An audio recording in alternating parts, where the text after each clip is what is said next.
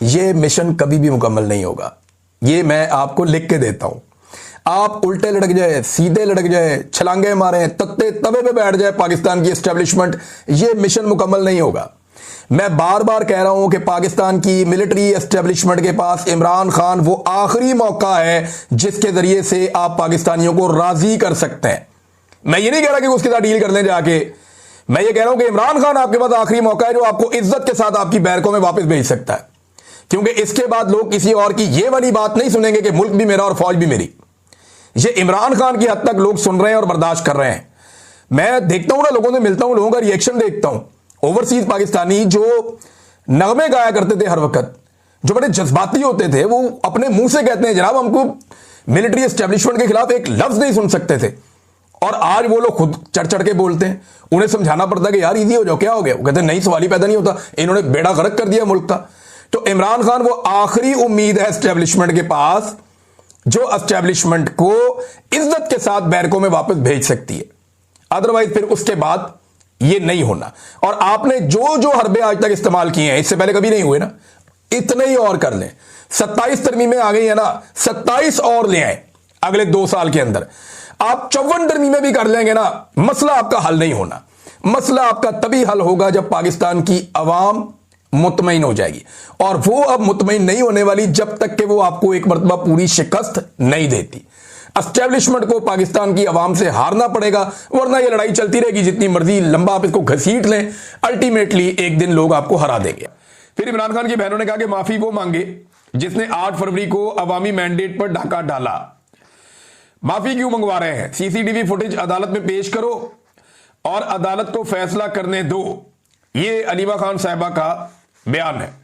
उन्होंने कहा जी बहुत सारे लोग पैगाम लेकर आते रहते हैं। अमेरिका वाले तनवीर भी 2-3 दफा आए, फिर इमरान खान ने उनसे मिलने से ही इनकार कर दिया और हमें भी मना कर दिया कि इस बंदे से दूर रहना, इसको नहीं मिलना। माफी क्यों मंगवा रहे हैं? सीसीटीवी फुटेज लेके आओ, अदालत में पेश करो, अदालत से फैसला करवाओ। लेकिन अगर सारे फैसले बादशाह सलामत ने करने हैं तो फिर अदालत को ताला लगा दो। अच्छा जी, माफी वाले बयान पे ये इमरान खान साहब की बहनों का रद्द-ए-अमल है। लेकिन एक और इंटरेस्टिंग चीज मैं आपके सामने रखता हूं, जिसमें कहा गया था कि इमरान खान सच्चे दिल से माफी मांगे, यानी सच्चे दिल से माफी मांगने का मुतालबा किया गया था। अब मिलिट्री एस्टेब्लिशमेंट भाग रही है अपनी बात से, और क्योंकि पाकिस्तान पूरे में दुर्गत बन रही है, पाकिस्तान के बाहर भी बन रही है। लोग कह रहे हैं कि अदालती फैसले फिर कहां गए, अदालतें कहां गई? जाली मुकदमात हैं, और जाली मुकदमात भी इतने हैं कि वो बैरिस्टर सलमान सफदर साहब ने बताया कि वर्ल्ड रिकॉर्ड बन गया इमरान खान साहब का। इमरान खान ने, कैदी नंबर 804 ने जेल में बैठ के एक वर्ल्ड रिकॉर्ड बना दिया है। और वर्ल्ड रिकॉर्ड क्या है कि 500 से जायद, लगभग 500 इमरान खान साहब ने एफिडेविट साइन करके दिए हैं, पावर ऑफ अटॉर्नी। वकालतनामे साइन करवाने का वर्ल्ड रिकॉर्ड लग चुका है। 500 पावर ऑफ अटॉर्नी साइन करवाए हैं बैरिस्टर सफदर ने, बैरिस्टर सलमान सफदर साहब ने इमरान खान साहब से। अब बताएं, जेल में बैठा हुआ एक आदमी इतने ज्यादा जो है वो पावर ऑफ अटॉर्नी साइन कर रहा है, तो ये वर्ल्ड रिकॉर्ड ही है ना। तो इमरान खान साहब ने बीमार ना होने का वर्ल्ड रिकॉर्ड लगा दिया, एफिडेविट साइन करने के हवाले से वर्ल्ड रिकॉर्ड लगा दिया। इमरान खान का एक और वर्ल्ड रिकॉर्ड है कि तारीख में सबसे ज्यादा मुकदमात जो हैं वो इमरान खान साहब के ऊपर दर्ज हुए। इतने मुकदमात आज तक पाकिस्तान में किसी पे दर्ज नहीं हुए जितने इमरान खान साहब को जेल में बंद करके दर्ज किए गए उनके खिलाफ।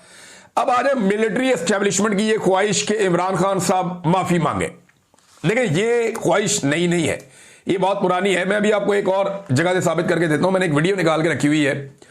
7 मई 2024 को डीजी ISPR साहब ने, एक अहमद शरीफ साहब ने एक प्रेस कॉन्फ्रेंस की थी। उस प्रेस कॉन्फ्रेंस में जब एक सवाल किया गया डीजी ISPR साहब से कि जनाब इमरान खान साहब, PTI कैसे ये मामला आगे बढ़ेगा और कैसे निकलना है, ये वो पहले उन्होंने बहुत बुराइयां की थी पाकिस्तान तहरीके इंसाफ की डीजी ISPR ने। तो जब उनसे पूछा गया तो उन्होंने उस वक्त क्या जवाब दिया था, वो जवाब आप सुनेंगे तो आपको पता चलेगा कि ये जितना मर्जी भाग जाए, बातें इनके मुंह से निकल आई हैं। और डीजी ISPR ने अपने मुंह से माफी वाली बात की थी, और पाकिस्तान तहरीके इंसाफ को क्या करार दिया था, किन अल्फाज में ये बात की थी। क्योंकि देखे ना, 2024 में इन्होंने जाली हुकूमत बनाई थी, नया नया कॉन्फिडेंस आया हुआ था कि तुम देंगे, फड़ देंगे, नहीं चढ़ांगे। फिर इन्हें इस बात का भी आइडिया था, इन्हें पता था कि डोनाल्ड ट्रंप इलेक्शन नहीं जीत रहा, तब जो बाइडेन बैठा हुआ था, तो इनका तो कॉन्फिडेंस ही कहीं से कहीं पहुंचा हुआ था। तो अब जरा आप ये देखें कि उस वक्त DGISPR ने कहा था, और जो कहा था उसके ऊपर आज भाग रहे, कह रहे हैं जी हम माफी कैसे मंगवा सकते हैं, हमने माफी का कहा ही नहीं, ये तो कानूनी मामलात हैं। फैसल वाडा के जरिए से लॉन्चिंग हो रही है ना, लेकिन आर्मी चीफ ने जिस ख्वाहिश का इजहार किया उसकी एक गवाही आज से 1 साल पहले, बल्कि 1.25 साल पहले, 1.5 साल होने वाला है, DGISPR ने खुद दी। जरा ये सुने आप क्या कहा था। ऐसे सियासी इंतशारी टोले के लिए सिर्फ एक ही रास्ता है कि वो सिद्ध के दिल से माफी मांगे। अब ये सियासत भी सिखाएंगे, ये बताएंगे नफरत की सियासत क्या होती है और तामीरी सियासत क्या होती है। सारी जिंदगी इन्होंने नफरत फैलाई है, और ये नवाज शरीफ भी चोर है, जरदारी भी चोर है, वो 10% है, वो 20% है, वो जो है कौमी सलामती के लिए खतरा है, फलां भी कौमी सलामती के लिए खतरा है, क्लाशनकोफ इनकी पॉलिसी की वजह से पाकिस्तान में आई, खुद कुछ बम्बार इनकी पॉलिसी की वजह से पाकिस्तान में आए, नफरत फैला के पाकिस्तान का बेड़ा गर्क कर दिया।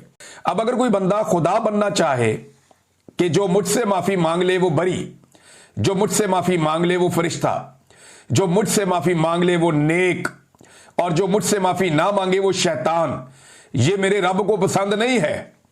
बाकी सारी चीजों की माफी हो जाती है, तकब्बुर की कोई माफी नहीं। जो जेलें काट रहे हैं उन्हें कौम हीरो समझ रही है, क्योंकि पाकिस्तान तहरीक इंसाफ के पास एक ही जगह पे ताकत है, और वही अवामी मैंडेट की हुकूमत है, खैबर पख्तूनख्वा हुकूमत। वजीर आला सुहेल अफरीदी के ऊपर सारे टाउट एक साथ छोड़ दिए गए, अचानक से सारे मिलकर हमलावर हो गए, और अब तक कुछ सियासी रहनुमा हैं, कुछ टाउट्स हैं, कुछ सहाफ़ी हैं, कुछ जो है वो दीगर लोग हैं, ये रल मिलके सुहेल अफरीदी को पड़ गए उनके एक स्टेटमेंट के बाद। ये सारा कुछ क्यों हो रहा है, मैं आपको वो हकीकत बताऊंगा जो आप सुनेंगे तो आपको समझ आएगी कि एक्चुअली बात यही है।